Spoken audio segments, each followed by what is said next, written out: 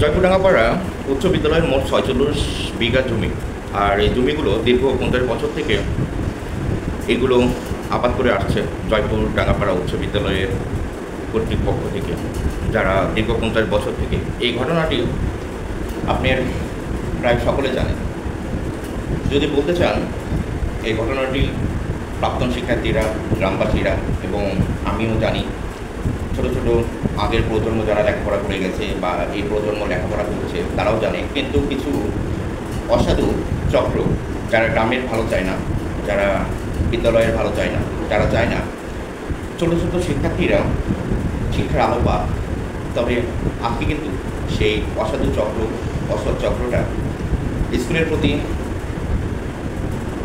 একটি হামলা দিয়ে ফেলেছে। যেমন তারা দাবি করছে প্রায় ১৫-১৬ বিঘা জমি নাকি তাদের মালিকানা দীর্ঘ ৫০ বছর। এবং যারা দাবি করছে তারা কিন্তু আগের প্রজন্মে ম্যানেজিং কমিটির সদস্য ছিল, কেউ বা স্কুলের পিয়ন ছিল, কেউ বা বিভিন্ন বর্গাকারের হিসাব নিত, বিভিন্ন দায়িত্বেই ছিল। কিন্তু তারা হঠাৎ করেই এখন মনে করছে যে স্কুলের জমিগুলো তাদের।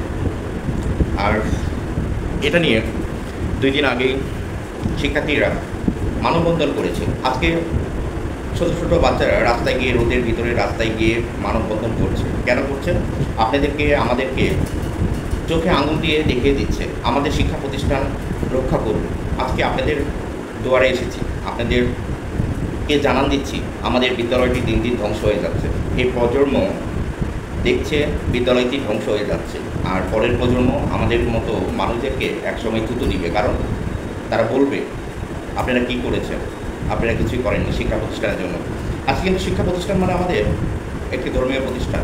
আর এই শিক্ষা প্রতিষ্ঠানে আমি লেখাপড়া করেছি, আপনারা করেছেন, কেউ শিক্ষিত হতে করেছে, কেউ বা বড় পর্যায়ে গিয়েছে, কিন্তু আমাদের জয়পুরডাঙ্গাপাড়া উচ্চ বিদ্যালয়ের নাম ছড়িয়ে আছে নওগাঁ জেলা মিলে। তাই প্রত্যেকটা গ্রামবাসীর কাছে জয়পুর সদ্দাপাড়া, জয়পুর বালকাপাড়া, টিকরপোকড়া, ডিগিপাড়া, রোনাইন হিন্দুপাড়া এবং রোনাইন পুরাপাড়া, বিভিন্ন দেবীপুর, প্রত্যেকটা জায়গা থেকে কিন্তু উচ্চশিক্ষিত হয়ে তারা আজকে বড় পর্যায়ে আছে। তাই বলি, আজকে আপনারা গ্রামবাসী হয়ে শিক্ষার্থীদের পাশে দাঁড়ান, শিক্ষকদের পাশে দাঁড়ান। মূল ভিত যেটা আমাদের বিদ্যালয়ের পাশে দাঁড়ান। কারণ এখন গ্রামবাসীর অনেক প্রয়োজন। স্কুলের প্রতি যদি রাগ, অনুরাগ থেকে থাকে, সব কিছু ভুলে আপনারা বিদ্যালয়ের পাশে দাঁড়ান, বিদ্যালয়টাকে বাঁচান, আমাদের গ্রামের ঐতিহ্যটাকে বাঁচান। এই জয়পুরডাঙ্গাপাড়া উচ্চ বিদ্যালয় নিয়ে আমাদের গ্রামের একটা নাম আছে, আমাদের গ্রামকে উজ্জ্বল করেছে জয়পুরডাঙ্গাপাড়া উচ্চ বিদ্যালয়। জয়পুরডাঙ্গাপাড়া উচ্চ বিদ্যালয়ের সঙ্গে আছে প্রাথমিক শিক্ষা প্রতিষ্ঠান। আর এত সুন্দর একটি শিক্ষা প্রতিষ্ঠানগুলো দিন দিন ধ্বংস হয়ে যাচ্ছে।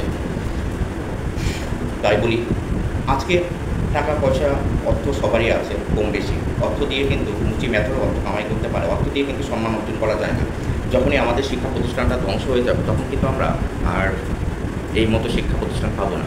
তাই বলি, শিক্ষা প্রতিষ্ঠানের মধ্যে রাগ সব কিছু ভুলে গিয়ে আপনারা বিদ্যালয়ের পাশে দাঁড়ান, জোর হাত করে বলুন, সব কিছু ভুলে যান। একে অপরের প্রতি রাগ, অনুরাগ ভুলে, শিক্ষকের প্রতি যদি কারো রাগ থাকে ভুলে যান।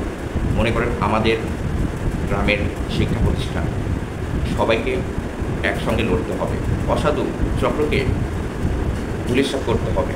হ্যাঁ, তাদের যদি ব্যক্তিগতভাবে জমির দলিল থাকে, তারা সবাইকে নিয়ে বসুক, গ্রামবাসীকে নিয়ে বসুক। তবে আমি যখন ঘটনাটি শুনতে পারি, আমার কাছে খুব খারাপ লেগেছে। শিক্ষা প্রতিষ্ঠান মানে আলোর পথ।